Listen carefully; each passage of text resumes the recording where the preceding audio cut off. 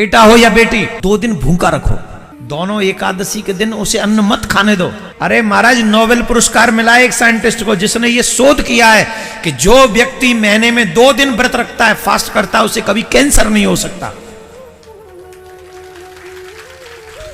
अरे सुनो, अभी नहीं बजेंगी ताली क्योंकि तुमने सोचा को देसी साइंटिस्ट होगा, विदेशी साइंटिस्ट है वो, और उसे नोबेल पुरस्कार मिला है जिसने ये शोध किया है कि जो 2 दिन व्रत रखेगा, मतलब फास्ट, उसने फास्ट एकादशी नहीं कही, 2 दिन फास्ट, और वो भी उसने चंद्रमा और सूर्य का आंकलन किया कि इतने चंद्रमा जब इस स्थिति में हो और सूर्य जब इस स्थिति में हो, अगर उस 2 दिनों में व्यक्ति फास्ट करे उसे कभी कैंसर नहीं होगा। और संयोग से वो दोनों दिन एकादशी के पड़ते हैं। हमारे ऋषि मुनियों का विज्ञान है ये।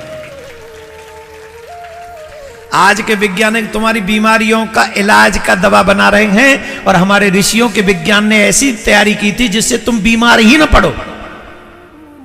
करके देखो एकादशी का व्रत। और मुझे याद नहीं मैं कब से एकादशी का व्रत कर रहा हूं, ठाकुर जी की बड़ी कृपा है मेरे ऊपर,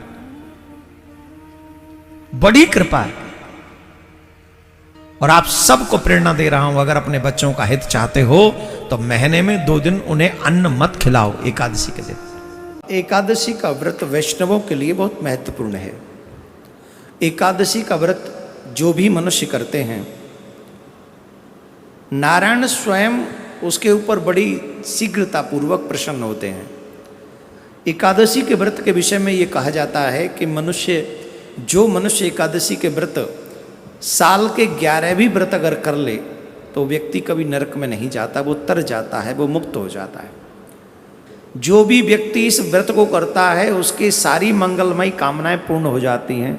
सुहागिनों के लिए एक विशेष बात यह है, जो सुहागिन इस व्रत को करती है, ये भी एक बहुत बड़ी समस्या हमारे समाज में प्रचारित की गई कि सुहागिन स्त्रियों को व्रत नहीं करना चाहिए एकादशी का।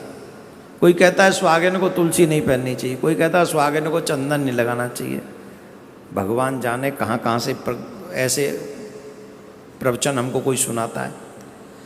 इस व्रत में कहा गया है जो भी सौभाग्यवती इस व्रत को रखती हैं उनका सौभाग्य अखंड रहता है, उसके सौभाग्य को, उसका सुहाग दीर्घकालीन समय तक चिरजीवी रहता है। इसलिए सौभाग्यवती महिला को ये व्रत अवश्य करना चाहिए। एक और विशेष बात इस व्रत के विषय में हम कह दें और फिर अपनी वाणी को विराम देंगे, और वो विशेष बात यह है, जिन माता बहनों के, भाइयों के बच्चे जिनकी बात न मानते हो, बुरी आदतों से परेशान है अपने बच्चों की, उन माता बहनों को, उन भाइयों को कामदा एकादशी व्रत करते हुए पूजन करते समय भगवान से प्रार्थना करनी चाहिए। जो भी आपकी बच्ची की शिकायत है वो भगवान के चरणों में प्रकट करनी चाहिए। तो अगर आप ऐसी प्रार्थना भगवान से करेंगे तो जिन बच्चों में बुरी आदत है वो धीरे धीरे करके उन बुरी आदतों को त्याग देंगे और वो वैसे ही करने लगेंगे जैसा आप चाहते हैं।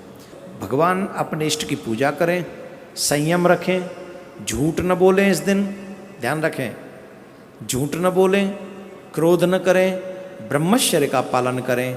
सुबह सूर्य उदय होने से पहले आप उठ जाएं, दोपहर में आप विश्राम न करें, अन्न ग्रहण न करें, चावल बिल्कुल भी ग्रहण न करें, और क्या नहीं करें, बस इतना ही कर लेना, इतने में मिल जाएगा फल एकादशी का।